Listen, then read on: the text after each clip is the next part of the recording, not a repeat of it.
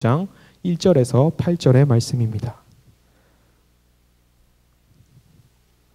제가 가진 성경으로는 55페이지에 있고요.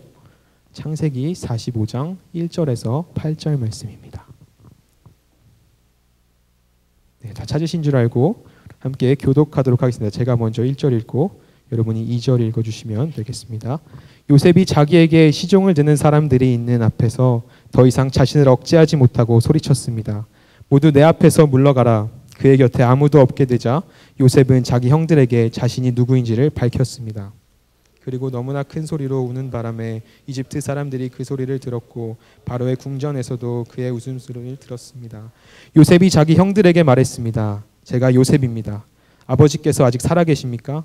그러나 형제들은 요셉 앞에서 너무 놀라 도저히 대답을 할 수 없었습니다. 제게 가까이 오십시오. 그들이 가까이 오자 요셉이 형제들에게 말했습니다. 제가 형님들에게 이집트에 팔아남긴 형님의 동생 요셉입니다. 하지만 형님들이 저를 이곳에 팔았다고 해서 근심하거나 자책하지 마십시오. 이는 하나님께서 생명을 구하시려고 저를 형님들보다 먼저 여기로 보내신 것이기 때문입니다. 5년 동안 지리다니 형님들의 식음으로 앞으로도 5년 동안 밭을 갈지도 못하고 추수도 하지 못할 것이다. 그러나 이 땅에서 형님들의 자손들을 보존하시고 큰 구원을 베푸셔서 형님들의 목숨을 살리시려고 하나님께서 미리 저를 보내신 것입니다. 그러므로 저를 여기에 보내신 분은 형님들이 아니라 하나님이십니다. 하나님께서 저를 바로의 아버지와 그의 온 집의 주인과 이집트 온 땅의 통치자로 삼으셨습니다. 계속해서 우윤상 목사님께서 가정과 하나님 깨어진 가정을 변화시키는 사람으로 말씀 전해 주시겠습니다. 우리 하나님의 세상을 창조하시고 이제 첫 번째 주신 공동체가 있죠. 어떤 공동체인가요? 가정 공동체입니다. 하나님께서 우리에게 가정을 주셨습니다. 이렇게 다 가정 있으시죠? 그 부모님도 계시고 할아버지 할머님도 계시고 지금 같이 살고 있든지 살고 있지 않든지 간에 우리가 이 땅 가운데 존재할 수 있었던 것은 부모님이라는 존재가 있었기 때문입니다. 우리에겐 다 가족이 존재하는 것이죠. 나는 부모님으로부터 태어나지 않았다. 그런 거는 거의 예수님이다.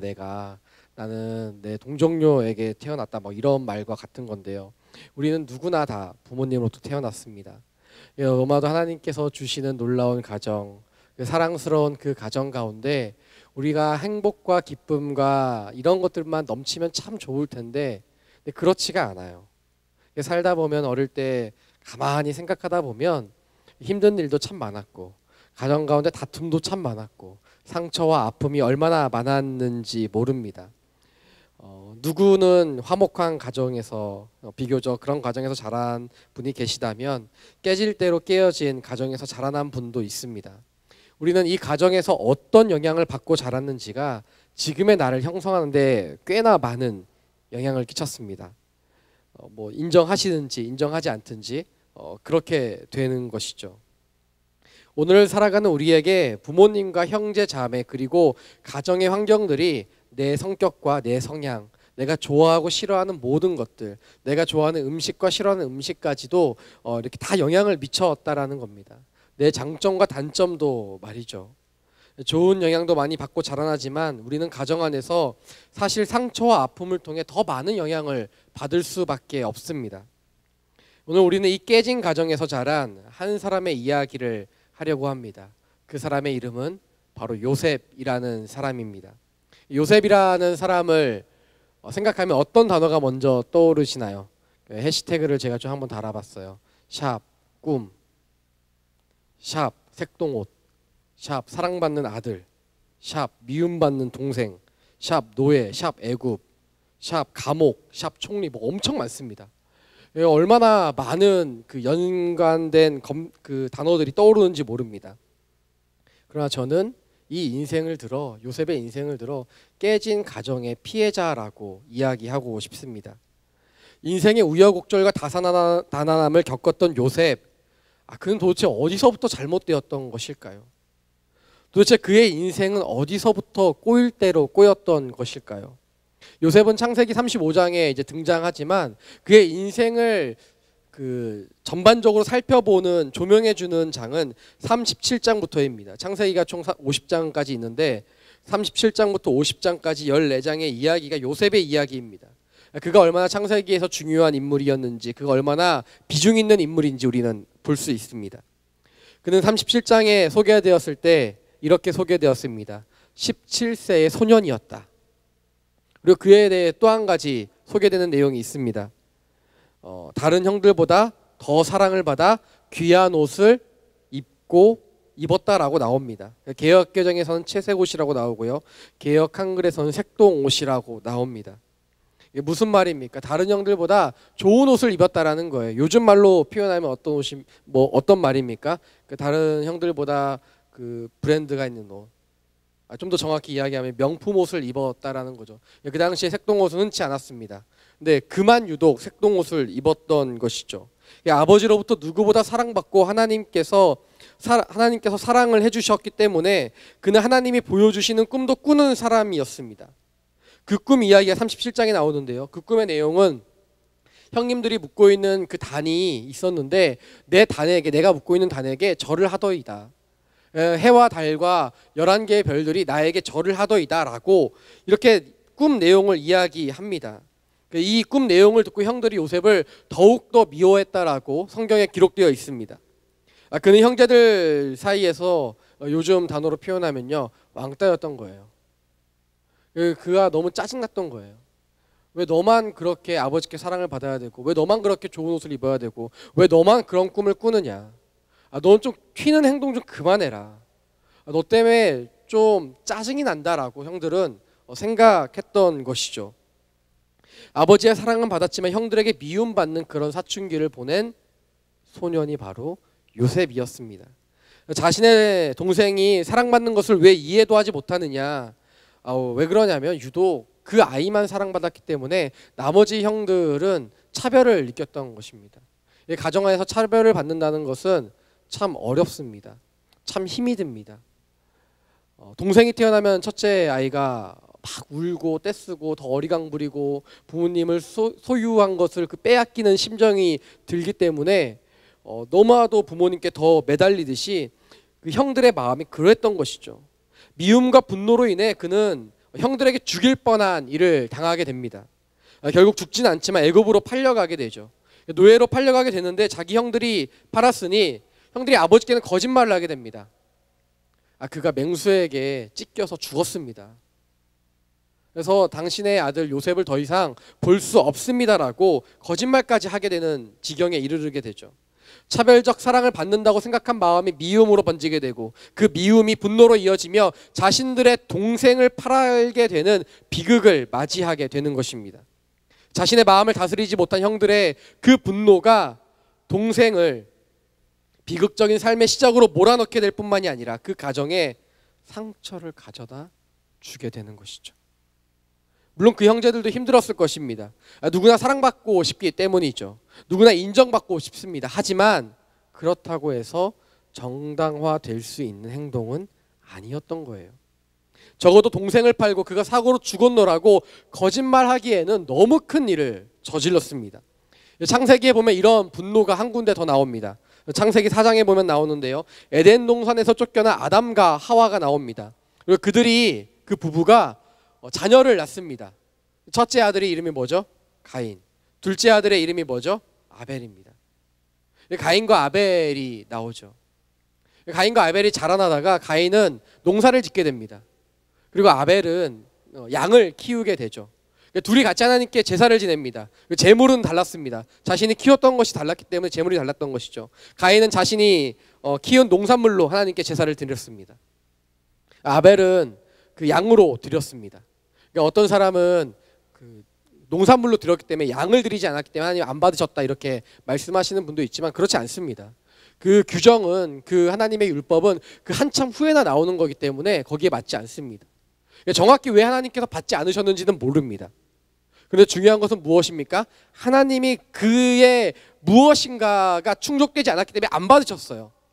그래서 가인은 그 자신의 제사를 받지 않은 상태에 대해서 성경은 이렇게 기록하고 있습니다. 가인과 그의 재물은 인정하지 않으셨습니다. 가인은 몹시 화가 나서 고개를 떨구었습니다 라고 나와 있습니다. 그의 재물을 받지 않으시니 그가 몹시 화가 났고 자신의 분을 이기지 못합니다. 그리고 그는 결국 화를 삭히지 못하고 자신의 동생 아벨을 죽이게 되죠. 인류 최초의 살인자가 되고 마는 것입니다. 가인은 누구에게 화가 났습니까? 아벨에게 화가 난 건가요? 그 제사는 하나님이 받지 않으셨습니다. 사실 하나님께 화가 났던 것이죠. 서운한 감정은 하나님께 있었습니다. 동생 아벨은 아무것도 하지 않았어요. 그냥 자신 정성껏 하나님께 제사를 드렸을 뿐입니다. 그런데 그 분노는 어디로 향하고 있습니까? 아벨에게 향하고 있었습니다. 요셉의 형들도 그랬습니다. 요셉이 그들에게 특별히 미운 행동을 하지 않았어요. 그냥 꿈 얘기 한 번 한 거 가지고 그렇다고 하기엔 좀 너무 가혹하지 않습니까? 꿈꾸었다는 얘기 그럼 하면은 막 사람들 다 화내야 되고 막 팔아 넘기고 막 죽이려듯이 달려들고 막 이래야 됩니까? 그렇지 않죠. 사실은 아버지가 그렇게 차별적 대우를 했기 때문에 그들의 마음 가운데 상처와 아픔과 그 질투와 분노가 있었던 거예요. 그런데 아차 잘됐다 싶었던 거예요. 꿈 얘기를 하니까 네가 아버지께 사랑도 받는데 하나님께 사랑받는다고 지금 우리한테 이렇게 잘 걸렸다. 이런 계기를 만들어준 사건이었을 뿐인 것이죠. 그러니까 그의 마음 가운데에는 형들의 마음 가운데는 아버지의 차별적 사랑이 그들의 마음을 왜곡시켰고 그 분풀이를 그냥 동생에게 했던 것뿐입니다. 동생만 없으면 더 이상 차별적인 사랑을 느끼지 않을 테니까요. 우리도 똑같이 사랑을 받을 수 있다고 생각했을 것입니다. 그래서 우리는 아주 중요하게 생각해 볼 문제가 있습니다. 우리가 화가 날 때마다 생각해야 될 문제인데요. 나는 무엇 때문에 분노했는가? 우리가 분노하면 누구 하나 잘 걸리면 그 사람에게 따다다다다다다다 하고 따발총을 막 쏴대요.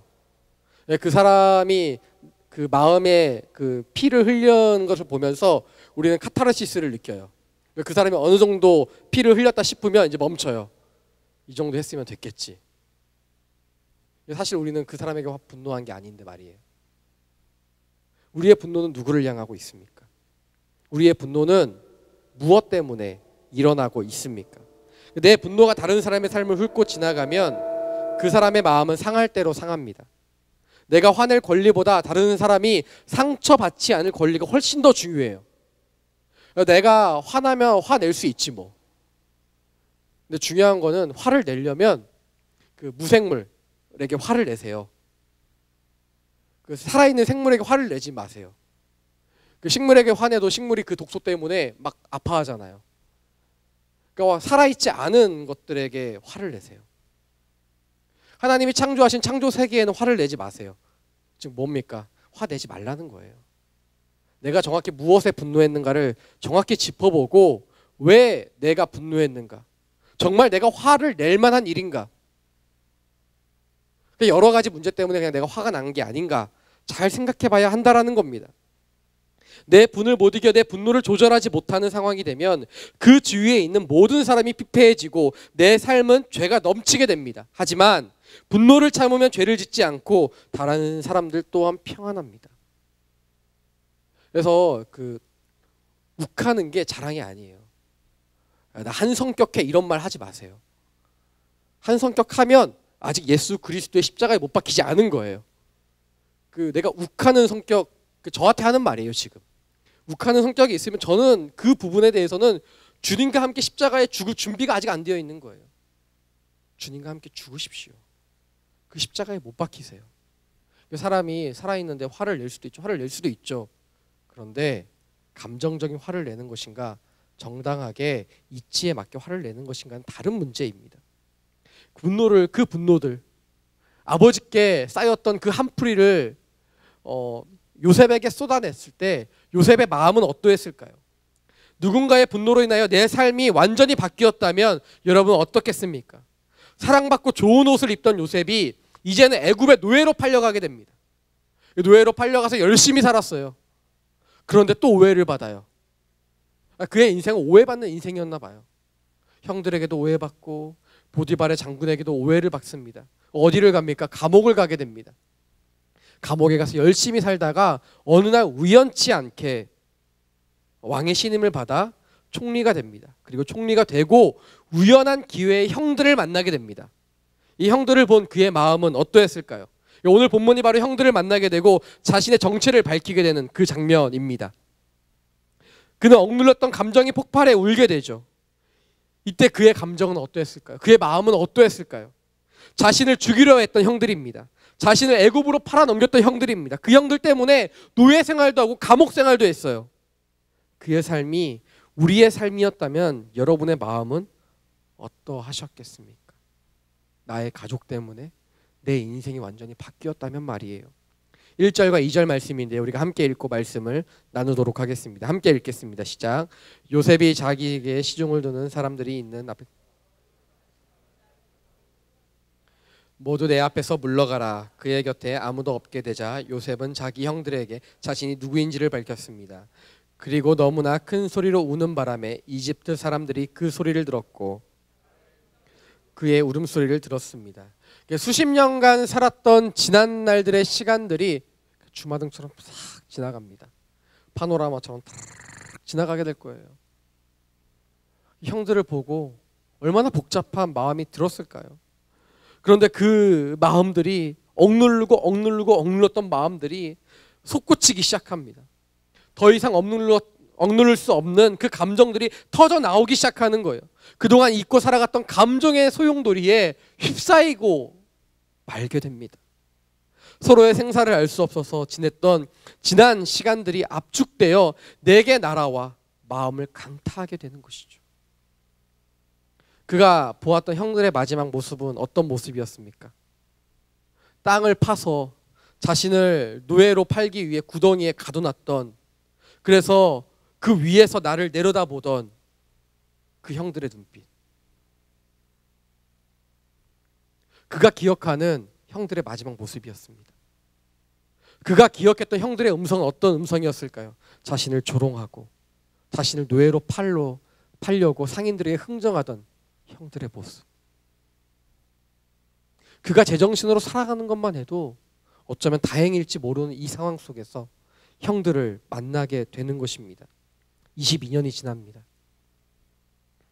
22년이 지난다고 해서 그 눈빛과 그 음성이 지워질까요? 절대 지워지지 않을 겁니다. 시간이 지난다고 해서 그 일은 잊혀질래야 잊혀질 수 있는 일이 아닙니다. 오히려 그 눈빛과 그 목소리가 다시 요셉에게 빗으로 돌아와 가슴팍에 박혔을 거예요. 왜냐하면 22년 전 요셉에게는 그 일은 씻을 수 없는 상처였기 때문이죠. 그래서 시간이 지나도 상처는 상처로 남고 그 자리는 딱지가 내려앉습니다. 이러한 극적인 일까지는 아닐지도 모르지만 우리는 모두가 사실 이러한 비슷한 일을 겪었을지 모릅니다. 그리고 그 누군가는 지금도 그 상처가 계속되고 있을지도 모르죠. 그 시간이 지났다고 할지라도 완전히 해결되지 않았다면 어느 순간 우리는 요셉과 같이 반응할지도 모릅니다.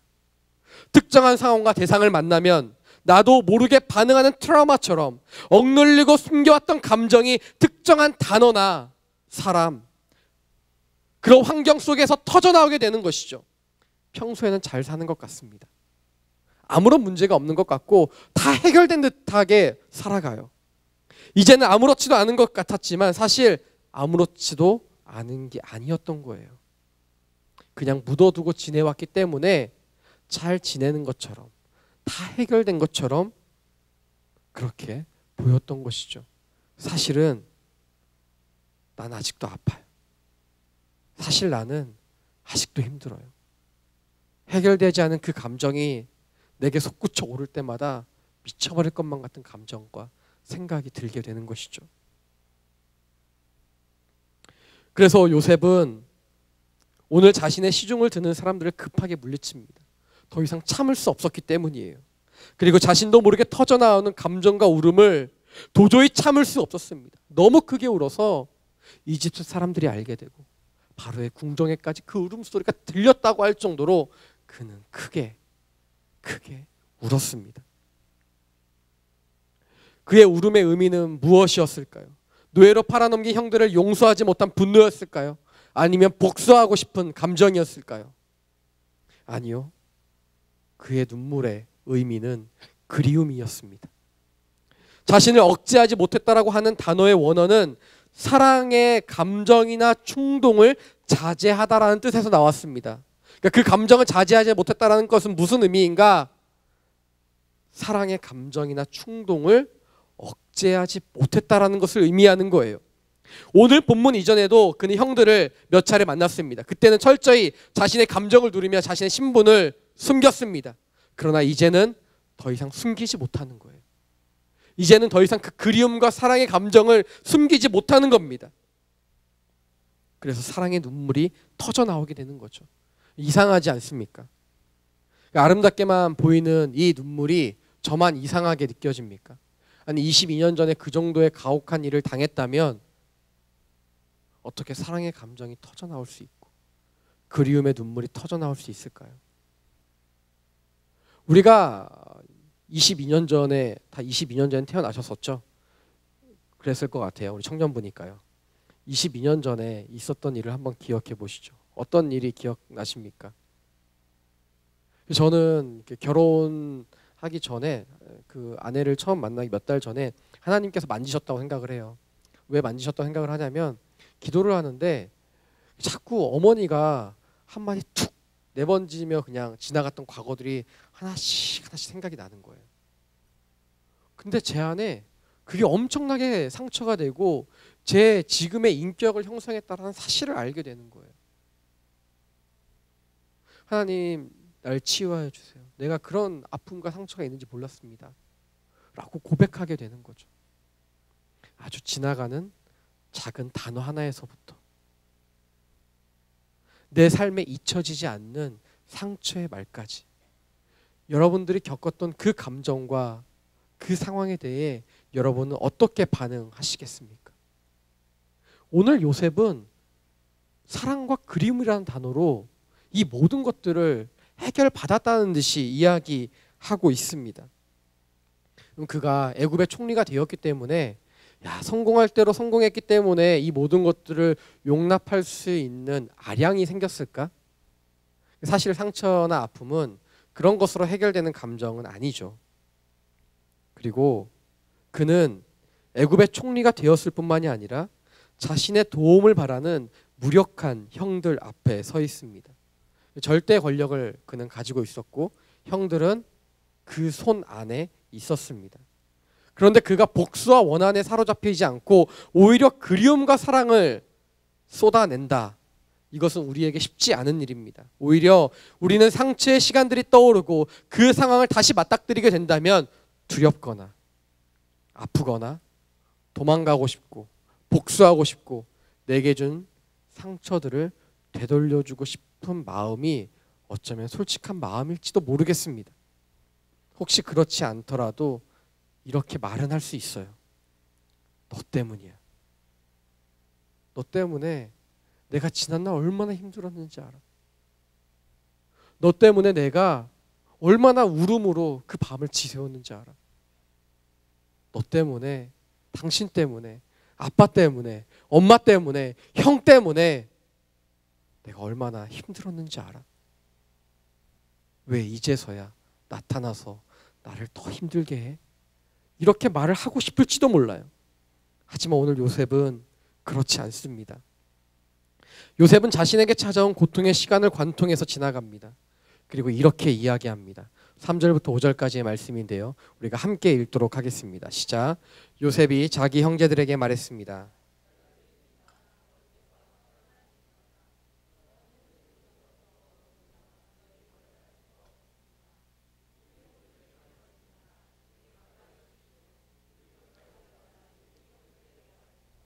제가 형님들이 이집트에 팔아버린 형님들의 동생 요셉입니다. 하지만 형님들이 저를 이곳에 팔았다고 해서 근심하거나 자책하지 마십시오. 이는 하나님께서 생명을 구하시려고 저를 형님들보다 먼저 여기로 보내신 것이기 때문입니다. 그가 한 첫 마디입니다. 제가 요셉입니다. 아버지는 살아 계십니까? 나를 너무나도 사랑해 주셨던 그 아버지, 떠나올 때 인사조차 하지 못했던 그 아버지의 생사를 물어봅니다. 그는 자신의 신분을 밝히지 않은 채로 형들을 만난 적이 있지만 이제는 자신이 당신들이 형님들이 이집트에 팔아넘긴 동생 요셉이라고 당당하게 고백하고 있습니다. 그리고 그는 자신이 형들에게 누구인지 밝히면서 무엇이 가장 형들의 마음 가운데 걸림돌이 될지 알고 있었던 거예요. 그래서 이렇게 이야기하죠. 이곳에 팔았다고 해서 근심하거나 자책하지 마십시오라고 말이에요. 형들에게 요셉은 잊혀진 존재였습니다. 형들에게 요셉은 이미 이 세상 사람이 아닌 존재였어요. 그는 애굽의 노예로 팔려갔고 아직까지 살아있는지 없는지 자신들의 가족의 이름에서 지워진 존재였습니다. 적어도 그는 자신들의 앞에 있으면 안 되었습니다. 그가 어떻게 지냈는지, 그 가정에 어떠한 일들이 있었는지 다 기록되어 있진 않지만 요셉이 없어진 것으로 어느 정도 만족하며 어느 정도의 시간은 지냈을 것입니다. 하지만 요셉을 보고 깜짝 놀라게 되는 것이죠. 요셉이라고 고백했을 때 그 형들이 얼마나 화들짝 놀랐겠어요. 귀신 본 것처럼 얼마나, 설교 시간에 좀 이런 이야기하면 그런가요? 목사가 그 비유가 그렇다라는 거예요. 얼마나 놀랐겠어요. 그런데 그 동생이 하필 또 애굽의 총리예요. 얼마나 낙담하고 얼마나 쥐구멍에 숨고 싶고 도망가고 싶었을까요? 노예로 팔았는데 이렇게 신분 상승할 줄은 전혀 몰랐죠. 노예로 팔 때 우리가 22년 뒤에 찾아갈 테니까 이렇게 맛있는 거 먹고 있어, 좀 힘들더라도 견디고 있어, 이렇게 말이라도 해줬으면 얼마나 좋았을까. 하나님이 예언도 안 해주시고 말씀도 안 해주셔서 그냥 막 떠나보냈는데 이렇게 22년 뒤에 만나가지고 얼마나 그 마음들이 무너져 내렸을까요? 그 동생이 자신들에게 무엇이라도 할 수 있는 존재가 되었다는 것은 그들에게는 세상 가장 큰 두려움이 되었을 것입니다. 큰 충격에 빠진 형들은 요셉 앞에서 너무 놀라 대답을 할 수 없었다고 성경은 기록하고 있습니다. 이 상황에서 요셉이 하는 말이 참 놀랍습니다. 이렇게 이야기하고 있죠. 하나님께서 생명을 구하시려고 저를 형님들보다 먼저 여기로 보내신 것입니다. 그러니까 한마디로 무엇입니까? 이 모든 것이 하나님의 섭리입니다. 하나님의 계획 아래 있었던 것입니다. 그러므로 형님들은 안심하십시오라고 이야기하고 있는 것이죠. 자신의 고통과 아픔이 사실 이날을 위해서였다라고 이야기하고 있는 것입니다. 내게 지옥 같았던 지난 날들에 대한 보상이 해결될 수 있는 것일까요? 그의 아픔이 지금의 성공으로 해결되기에는 너무나도 아픈 나날들이었습니다. 그럼에도 불구하고 그는 오늘 하나님께서 이 모든 일을 하셨다라고 이야기하는 이유는 하나님이 나의 상처보다 더 크신 분이라는 것을 알았기 때문이에요. 그래서 하나님의 주권이 나의 상처보다 더 큼을 우리는 알아야 합니다. 우리가 상처에 함몰되고 하나님의 섭리를 못 보는 이유는 무엇입니까? 내가 받은 상처가 세상에서 가장 크고 깊고 가장 중요하다고 여기기 때문이죠. 그래서 내가 상처받은 환경과 비슷하거나 어떠한 단어가 나오거나 어떤 그 사람이나 그 분위기가 나오면 억눌렸던 감정이 폭발하게 돼요. 그동안 숨겨왔던 내 감정이 드러나게 됩니다. 이게 마치 그 시냇물이나 강가에 가보면 물은 깨끗해 보이는데 그 물에 첨벙 들어가면 흙탕물이 막 올라오듯이 내 삶에 묵혀져 있던 감정들이 그렇게 올라오게 되는 거죠. 내가 과거에 받았던 상처들, 내 현재의 삶까지 영향을 미치는 그 상처들로 인해 내 삶은 엉망이 된 것처럼 느껴집니다. 내 단점과 내 성격들이 그 일로 인하여, 그 사람으로 인하여 망가져 버렸다라고 생각이 드는 거죠. 그리고 나도 모르게 원망하는 마음이 들게 되는 거예요. 대부분 그런 상처는 누구에게 옵니까? 생판 모르는 사람이 내게 그러한 상처를 잘 주지 못합니다. 웬만해서는. 대부분 우리의 상처는 둘 중 하나죠. 첫사랑이거나 부모님이거나. 대부분 부모님께 옵니다. 그 부모님이 얼마나 나를 사랑하시는지는 알겠는데 얼마나 내게 큰 상처를 주시는지도 모릅니다. 커보니까 이해는 하겠어요. 커보니까 부모님이 그때 그럴 수밖에 없었겠구나. 아유, 얼마나 힘드셨으면 그랬을까. 내가 그렇게 외로울 수밖에 없었겠구나. 그래서 그래서 그 말씀을 하셨구나. 근데 문제는 무엇입니까? 지금은 알긴 알겠는데, 머리는 알겠는데 마음으로 아직 용납이 안 되는 거예요. 그 당시에 받았던 상처가 지금 머리로 이해된다고 해서 이 모든 것들이 해결되지 않는다라는 게 문제인 거예요. 그래서 용납하지 않고 용서가 되지 않고 그 이해가 마음으로까지 내려오지 못하니까 그런 나 자신을 보면 더 짜증이 나고 더 화가 나요. 난 예수님 만났는데 왜 나는 이 문제에 대해서 아직도 제자리 걸음을 하고 있을까? 왜 나는 이렇게 살아가야만 하는 것일까? 왜 나는 여전히 미워하고 그 상처에 대한 사건만큼은 용서하지 못하는 일이 내게 일어나는 것일까? 함께 밥을 먹고 그 사람과 시간을 보내지만 어느 순간이 되면 짜증이 나요. 툭 터져나오는 감정 때문에 힘든 것이죠. 도대체 왜 그래야 되는지 모르겠는 거예요. 도대체 내 마음을 어떻게 해야 될지 모르겠어요. 저도 그랬습니다. 다 알겠는데, 커보니까 다 알겠는데, 그 마음이 용납이 안 되는 거예요. 제가 제랑 힘들었을 때가 어떤 때인지 압니까? 사춘기 때 아버지께 상처를 받았는데 대학생이 되고서 아버지가 아버지 학교를 하시는 거예요. 숙제가 있나 보죠. 군대인데 편지가 왔어요. 근데 보니까 숙제가 답장을 받아야 되는 거예요. 저는 아직 해결 안 되는데 아버지는 은혜 받아서 해결이 된 거예요. 아버지 보시면 안 되는데 얼마나 짜증이 나던지 몰라요. 또 신학생 아들이라고 분명히 그 테이블에서 소개했을 거니까 답장은 해야겠고, 해결되지 않는 감정을 쓰는데 한 글자 한 글자 쓰는 게 얼마나 힘들고 어려웠는지 몰라요. 교회에선 자꾸 이야기해요. 설교 시간이나 순모임 시간 되면 용서하지 못하는 사람을 용서해야 되고 사랑한다고 가서 고백하라고 하고, 고백이 안 되는 자꾸 고백하래요. 사랑한다는 말 한마디 하는 게 얼마나 어려운데 그걸 그렇게 쉽게 이야기하는 것 같은지. 여러분, 저도 쉽지 않습니다. 솔직히 말씀드리면 지금도 그렇게 막 자연스럽진 않아요. 그런데 고쳐지고 있는 중인 거죠.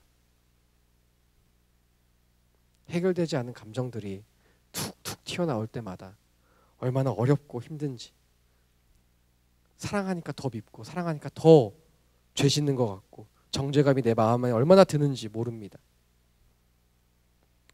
그런 상처들이 제 가운데 자리 잡게 되자 제 말에는 주님을 더 깊게 만나기 전까지 송곳이 있어서 사람을 핥히고 상처냈는데 최적화된 인생이었어요. 어릴 때부터 말은 못하진 않았기 때문에 말은 잘해가지고 뼈 있는 말로, 그 뼈도 그냥 뭉뚱거린 뼈가 아니라 잘 깎인 뼈인 거죠. 사람들에게 한 번씩 푹푹 찌를 때마다 사람들의 그 감정이 상하게 되는 걸 보고 이럴 때마다 내 감정이 뭔가 해소되는 것 같은 느낌을 받고, 전혀 해소되지 않는데 제 삶이 그랬었습니다. 여러분 자꾸 아니라는 듯이, 난 아니라는 듯이, 저만 그렇다는 듯이, 야 저렇게 상처받은 목사가 여기 설교하고 있고 참 세상 말세다 이런 지금 눈빛으로 저를 바라보고 있는데, 우린 다 그렇죠. 사실 누구나 다 그렇습니다. 정도의 차이이고 상황과 환경의 차이일 뿐이지 누구나 다 그렇습니다. 내가 원해서 상처받은 게 아니죠. 하지만 상처를 받았다고 해서 모두가 상처난 대로 살아가지도 않습니다. 오늘 본문 말씀을 보면 요셉이 나오게 되죠. 계속 요셉 이야기를 하고 있습니다. 사실 요셉도 요셉이고 형들도 형들 나름대로 상처가 많았습니다. 이들 가정 자체가 보니까 성경 말씀을 쭉 읽다 보니까 온전하지 않은 가정이에요. 요셉의 아버지가 누구죠? 야곱이죠. 야곱. 야곱에게 4명의 부인이 있었습니다. 우리가 2명은 잘 아는데 2명은 잘 모르시죠. 가장 유명한 2명만 알면 돼요. 그럼 나머지는 이름까지 외우지 않아도 그냥 곁다리로 다 알 수 있습니다. 첫 번째 부인이 레아입니다. 야곱이 별로 사랑하지 않았던, 결혼하고 싶지 않았던 그 자매였어요. 둘째 부인이 라헬이죠. 사실 자꾸 요셉이 입에 붙어가지고 야곱이 그 라헬을 사랑했죠. 결혼하고 싶었어요. 그런데 그 야곱의 외삼촌이 속이게 됩니다. 그 라헬인 것처럼 해갖고 레아랑 먼저 결혼을 시켜버리죠. 그리고 나서 라헬을 결혼시킵니다. 그런데 사랑한 건 라헬이었는데 자녀를 낳는 건 레아였어요. 레아로부터 4명의 아들이 태어나게 됩니다. 그동안 라헬은 한 명도 자녀를 낳지 못하게 돼요. 그러니까 라헬이 서글프고 힘들었던 거예요. 그 당시에 여자들이 출산하지 못하는 거는 그 뭔가 그 하나님께 그 죄를 지었거나 하나님의 저주가 있었다라고 생각을 했기 때문에 그 시기심이 들고 마음에 상처가 생기기 시작하는 거예요. 그래서 이 라헬이 자신의 여종 한 명을 야곱에게 보냅니다. 그리고 자녀를 낳게 하죠. 이 자녀가 낳는 동안 레아가 알게 된 거예요. 내가 더 이상 출산할 수 없는 몸이 되었구나. 그래서 레아가 이 라헬의 종이 아이 낳는 걸 보고 자신의 종을 또 야곱에게 보냅니다. 경쟁하듯이 대리전까지 일어나게 된 거예요. 아이 낳는 것으로 인하여 자신들의 상처와 한풀이를 다 하려고 했던 거예요. 기본적으로 이 가정에 4명의 그 어머니가 있었지만 이들의 관계는 시기와 질투의 관계였습니다. 이런 시기와 질투 속에서 그 아들들이 자라났기 때문에 그들의 마음밭이 어떠했을까요? 그들이 보고 자란 것이 어떤 것이었을까요? 첫째 아들부터 시작해갖고 베냐민까지, 요셉의 동생까지 이르러 모든 아들들이 시기와 질투, 사랑받지 못한 것에 대한 아픔을 안고 자라나게 된 것입니다. 그런데 똑같이 그 환경에서 자라났음에도 요셉의 형들과 요셉은 너무 다른 길을 걷게 되는 것이죠. 요셉의 형들은 그 환경대로 미움과 시기, 질투, 분노가 지배하는 삶을 살았다라고 한다면 요셉은 그렇지 않았습니다. 그는 노예로 팔려간 이후 분노를 키우고 복수할 마음을 키울 수 있었고 가질 수 있었어요. 하지만 그는 그렇지 않았어요. 그는 이 모든 상처와 아픔의 시간들을 헛되이 낭비하지 않았다라는 거예요. 그의 마음은 하나님께 가 있었습니다. 그의 삶은 왜 내게만 이런 일이 일어날까? 그 사람만 아니었어도 아버지가 좀 날 잘 지켜주시지 왜 날 안 지켜주셔가지고 내가 이러한 꼴을 당해야만 하는 것일까? 내게 이런 것만 있었더라면 이런 생각을 가지고 마음을 품지 않았더라는 거예요. 그가 품은 마음은 하나님의 주권이 내 삶을 다스리고 있다라는 마음이었습니다. 그래서 5절 말씀에 보면 이렇게 나와 있죠. 함께 읽겠습니다. 시작. 하지만 형님들이 저를 이곳에 팔았다고 해서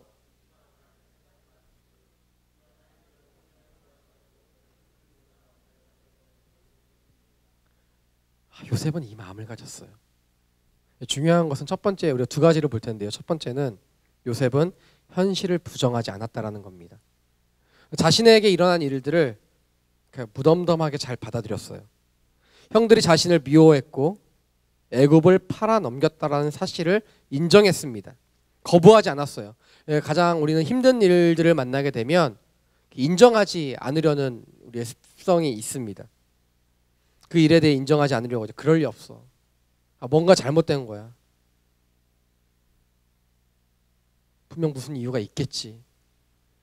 이렇게 거부하는 마음과 생각이 들지만 요셉은 그 일 그 자체를 받아들였습니다. 그래서 이렇게 이야기하죠. 형님들이 저를 이곳에 팔아넘겼습니다. 그리고 나서가 더 중요합니다. 2번째는 무엇인가? 그것이 사실이고 그것이 내 인생을 송두리째 바꿔버렸지만 그 일에는 뜻이 있었습니다. 바로 하나님의 뜻이었죠라고 고백할 수 있었다라는 거예요. 내 상처와 아픔이 나를 힘들게 하고 내 삶 속에 산전수전 다 겪게 하였지만 그 삶에 하나님의 뜻이 있었다라는 것은 그는 알 수 있었습니다. 결과론적으로 그가 잘 되었기 때문입니까? 아니요. 그렇지 않죠. 그는 매 순간의 삶에 최선을 다했습니다. 노예로 살아가던 보디발 장군의 집에서도 하나님을 사랑했습니다. 감옥에 있을 때도 마찬가지였죠. 그는 자신의 삶의 구렁텅이에서도 하나님을 바라보는 사람이었다라는 거예요. 그는 자신에게 주어진 삶보다 하나님을 우선시했고 자신에게 힘든 일보다 하나님의 주권을 먼저 생각하는 사람이었습니다. 내 인생을 가장 잘 아시고 나를 가장 잘 인도하는 분이 하나님이심을 인정하고 바라보는 것이죠. 하나님을 향한 신뢰가 흔들리지 않았습니다. 내가 노예로 가고 감옥에 가더라도 괜찮은 거예요. 왜 그렇습니까? 하나님이 내 인생의 주인 되어주시기 때문입니다. 그래서 상처받고 힘든 상황에서도 하나님만을 신뢰하게 되는 거예요. 그러자 어떠한 결과가 나타납니까? 6절부터 8절까지의 말씀인데요. 우리가 다 같이 읽도록 하겠습니다. 함께 읽겠습니다. 시작. 2년 동안 이 땅에 흉년이 들었지만 앞으로도 5년 동안 밭을 갈지 못하고 추수도 하지 못합니다. 그러나 이 땅에서 형님들의 자손들을 보존하시고 큰 구원을 베푸셔서 형님들의 목숨을 살리시려고 하나님께서 미리 저를 보내신 것입니다. 형님들이 아니라 하나님이십니다. 하나님께서 저를 바로의 아버지와 그의 온 집의 주인과 이집트 온 땅의 통치자로 삼으셨습니다. 요셉을 통해 하나님께서 그 가정 가운데 축복을 흘려 보내십니다. 그는 분명 버림받은 동생이었습니다. 그는 노예로 팔려간 인생이었고 감옥에 가는 실패한 인생이었습니다. 바람잘 날 없던 그의 인생을 통해 하나님은 그의 집안 전체를 살리시는 것이죠. 자신을 버린 형들의 목숨을 살리게 하시는 거예요. 어떻게 하나님이 그 일을 행하셨습니까?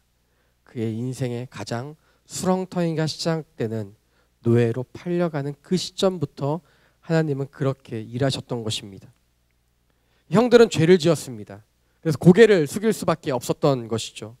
하지만 요셉은 말합니다. 형님들의 그 잘못을 들어 내 인생을 하나님께서 들어쓰셨다고 말이에요.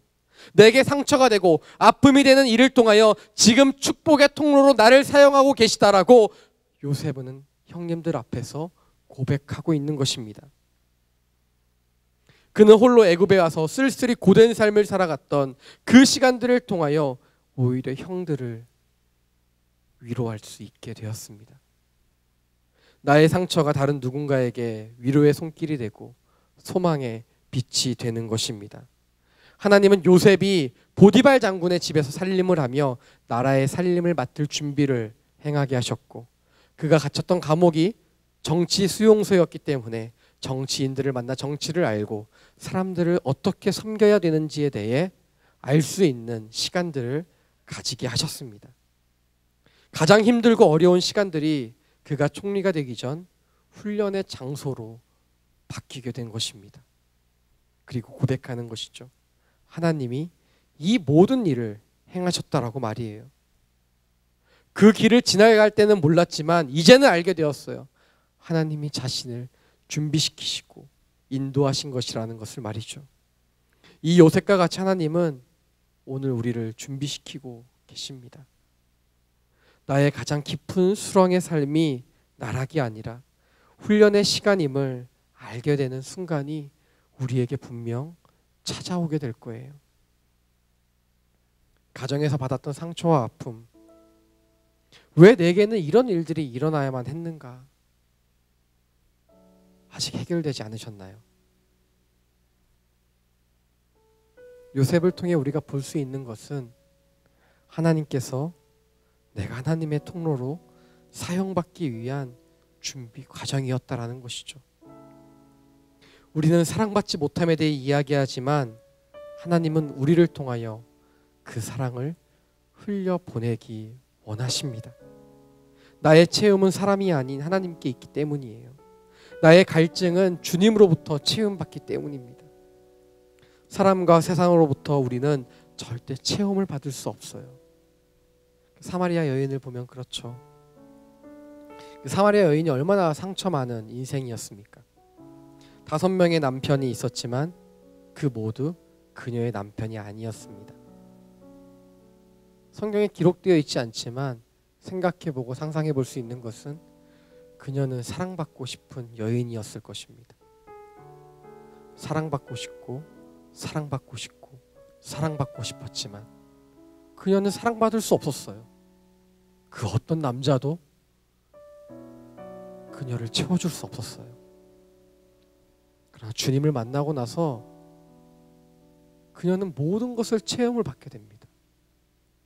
그 삶의 갈증이 사라지게 돼요. 그리고 나서 그녀가 한 행동이 무엇인지 아십니까? 동네로 돌아가요. 자신을 바라봤던 멸시와 천대의 눈빛을 보냈던 사람들에게 이렇게 이야기합니다. 내가 메시아를 만났습니다. 그분이 우리 마을에 오셨습니다. 내가 그분을 만나서 해결됐습니다. 자신에게 가장 큰 상처를 주었던 사람들에게 돌아가 복된 소식과 기쁨의 소식을 흘려보내는 사랑의 메신저가 되고 마는 것이죠. 하나님은 지독한 광야와 같은 힘든 시간을 통해 하나님만을 붙들게 하셨듯이 요셉에게도 애굽에서의 외로운 시간을 통해 하나님을 더 깊게 만나게 하시고 더욱 신뢰하게 하셨습니다. 우리의 아픔이 아픔으로 끝나지 않을 것은 우리를 통해 하나님 역사하시기를 하나님은 간절히 바라고 계시기 때문이에요. 그럼 사랑하는 여러분, 지금이 끝이 아니에요. 우리의 상처와 아픔이 의미 없지가 않아요. 내게 의미 없고 내게 버려진 시간만 같은 그 시간들이 하나님에게는 가장 유의미한 인생의 시간으로 만들고 계시기 때문이에요. 신앙서적은 아닌데 아무것도 아닌 지금은 없다라는 책이 있습니다. 수필집인데요. 그 중에 한 문장을 제가 발췌해 왔습니다. 지나온 날을 돌이켜보면 지우고 싶었던 길도 참 많다. 오랫동안 잡고 싶었던 손을 놓아주어야 할 때도 있고 겨우 닦아놓은 마음 위에 비바람이 몰아쳐 다시 엉망이 되기도 하고 책임질 일이 하나둘 늘어갈 때마다 어쩔지 몰라 혼자 고민하고 당장은 아무것도 보이지 않지만 그래도 그렇게 내 하루를 열심히 채워가다 보면 어느새 지우고 싶었던 길들은 멋지게 잘 지나온 길들이 되어 있겠지. 하나님께서 꼭 저와 여러분에게 들려주고 싶은 말일지도 모릅니다. 사랑하는 여러분, 누가 우리에게 상처를 주었습니까? 무엇이 우리에게 아픔을 가져다 주었습니까? 누가, 무엇 때문에 그것이 내 인생을 지금 사로잡고 있습니까? 하지만 바라보세요. 누가 문제고 아니고 무엇 때문도 문제가 아닙니다. 그것보다 더 크신 하나님을 바라보아야 되는 거예요. 하나님은 우리의 가정이 내게 주지 못한 사랑과 평안의 모든 것을 채우실 거예요. 사람으로부터 못 받아 했다 할지라도 그것이 우리의 삶의 실패를 말하지 않습니다. 우리의 삶은 하나님께 달려있기 때문이에요. 그러므로 오직 하나님을 붙드세요. 내 상처를 소망으로, 내 아픔을 사랑으로 바꾸시는 하나님을 붙드세요. 하나님이 덮으실 것입니다. 그분이 나를 고치실 거예요. 내 힘든 모든 시간을 바꾸어 하나님의 시간으로 바꾸실 것입니다. 무엇이 나를 힘들게 하더라도, 무엇이 나를 지치게 하더라도 하나님은 우리의 인생을 책임지실 것입니다. 하나님을 찾으세요. 하나님께 매달리세요. 노예로 가더라도, 감옥에 가더라도, 왕국에 있더라도, 어디에 있는지가, 누가 그랬는지가, 무엇 때문에 내 인생이 그랬는지가 그렇게 중요하십니까? 하나님이 고치겠다라고 말씀하세요. 내가 너의 인생을 들어 사용하겠다라고 말씀하세요. 너에게 가장 큰 상처를 준 사람들을 통하여 내가 너를 사랑의 통로로 사용하겠다라고 말씀하세요. 바로 요셉처럼 말이죠. 22년의 세월이 지나야만 했습니다. 그러나 하나님은 결코 잊지 않으셨어요. 내게는 수없이 많은 세월이 지나야만 되는 것처럼 느껴졌지만 하나님은 요셉의 인생을 한순간도 놓치지 않고 바라보고 계셨던 거예요. 하나님이 그의 인생을 붙들고 계셨던 거예요. 사랑하는 여러분, 오늘 이 시간 우리가 주님을 붙들고 나아가지 않겠습니까? 주님 우리를 고치실 줄 믿습니다. 주님은 우리에게 오늘 놀랍게 역사하실 줄 믿습니다. 오늘 그 주님 앞에 우리의 마음을 드리며 사랑의 고백을 드리며 함께 나아가도록 하겠습니다.